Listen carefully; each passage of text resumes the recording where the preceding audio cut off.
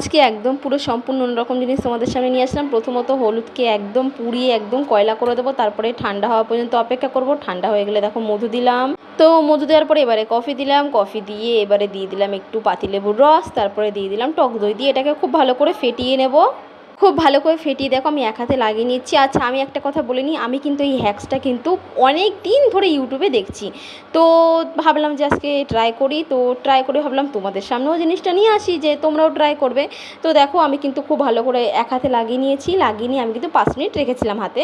5 minute রেখে আমি এটাকে খুব ভালো করে ধুয়ে নিচ্ছি। তো আমি যে রেজাল্টটা পেলাম সেটা হচ্ছে যে আমি ভিডিওতে যেটা দেখেছি যে একদম সাদা ধবধবে হয়ে যায়, না এটা কিন্তু একদমই না। তবে হ্যাঁ ট্যান রিমুভ হবে, তবে একটু সময় লাগবে। তো এটা যদি প্রতিনিয়ত করা যায় তো আশা করছি ট্যান রিমুভ হবে, কিন্তু সাদা ধবধবে ব্যাপারটা কিন্তু হবে না। আর যেটা আমি ফিল করেছি বেশ একটা সফটনেস একটা ব্যাপার ছিল। তো তোমরা যারা যারা এই হ্যাক্সটা দেখোনি কিংবা ট্রাই করোনি অবশ্যই একবার ট্রাই করো। আশা করছি তোমরাও ভালো রেজাল্ট পাবে। তো আমার কিন্তু মোটামুটি ভালোই লেগেছে। তো তোমরাও এটা